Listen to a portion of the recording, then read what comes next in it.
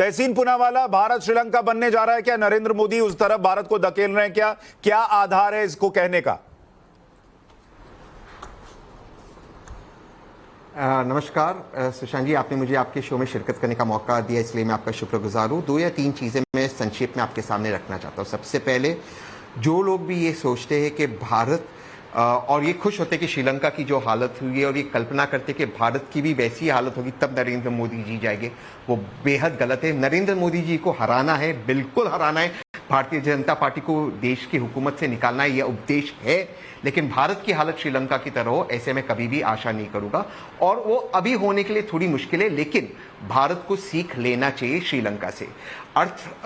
Economy पे मैं 1-2 चीज आपको बोल दूं। भारत का जो अभी फिलहाल फॉरेक्स रिजर्व है, अभी जो फिलहाल 580 जो बिलियन डॉलर्स का फॉरेक्स रिजर्व है, वो फिलहाल घटा है। सितंबर में एक बहुत बड़ी पेमेंट आ रही है, और जो हमारे एक्सपोर्ट्स बढ़े उसके मुकाबले जो इंपोर्ट हमारे बढ़े हैं वो बहुत हाई है, जो आपको भारत की सरकार बता नहीं रही है। इसलिए गोल्ड पे उन्होंने इतना टैक्स बढ़ा दिया है, और एक बहुत बड़ा पेमेंट हमें सितंबर में करना है। तो ये नहीं है कि हम श्रीलंका की हालत में जाएंगे, लेकिन एक परेशानी भारत को होगी। दूसरी चीज जो हम बार बार नहीं बताते, हमारा करंट अकाउंट डेफिसिट, और सरकार बार बार ये कहती है कि हमारा करंट अकाउंट डेफिसिट 4% है, 4.5% है।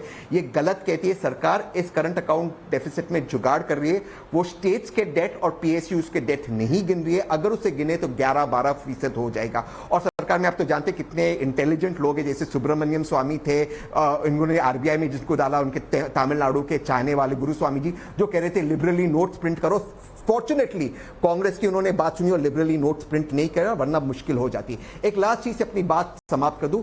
पॉलिटिकली इसका इंप्लीकेशन है, पॉलिटिकली श्रीलंका से सुनना चाहिए जो राजपक्ष परिवार ने किया, माइनॉरिटी हेटिंग, माइनॉरिटी को इनसिक्योर करना, जो लॉज उन्होंने पास किए, जो अचानक एक रात जैसे मोदी जी ने डिमोनेटाइजेशन कर दिया, इन्होंने फर्टिलाइजर्स को बैन कर दिया, जिससे बहुत नुकसान हुआ आधी रात को।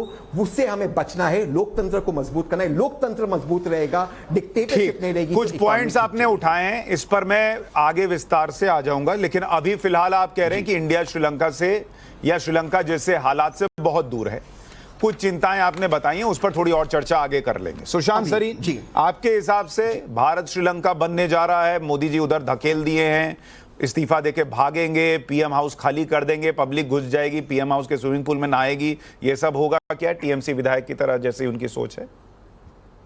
यार, वो टीएमसी के विधायक जो हैं वो जितने पढ़े लिखे हैं वो तो उनकी भाषा से ही समझ आ जाता है, तो उस पर मैं क्या टिप्पणी करूं। उनको ना अर्थशास्त्र का कुछ पता है, ना मेरे ख्याल राजनीति का कुछ पता है।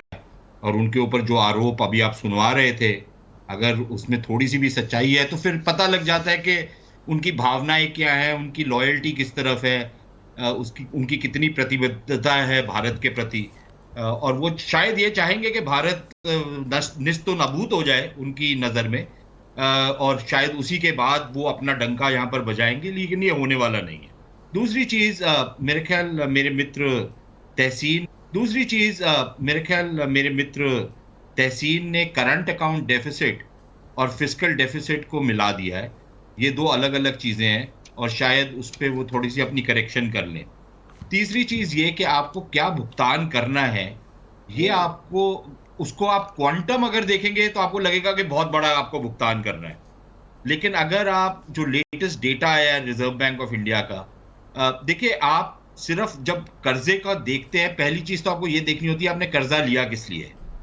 क्या आपने कंजम्पशन के लिए लिया है, मतलब कि खाने पीने के लिए लिया है, जैसे पाकिस्तानी लेते हैं कि अपने बजट को चलाने के लिए वो कर्जा ले रहे हैं, या आपने कर्जा इसलिए लिया है क्योंकि आपने डेवलपमेंटल प्रोजेक्ट्स बनाने हैं और आपने और डेवलपमेंट के काम करने हैं। भारत बजटरी उसके लिए सपोर्ट के लिए कभी कर्जा नहीं लेता। उसके साथ ही साथ आपको यह देखना है कि जो आपने कर्जा लिया और जो आपको भुगतान करना है उसका डेट सर्विस रेशो क्या है।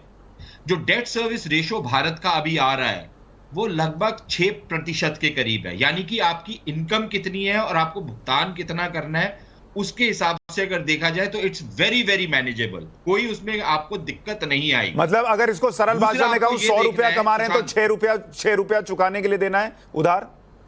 हाँ, लगभग ये आप मान लीजिए इसी हिसाब से देखा जाएगा।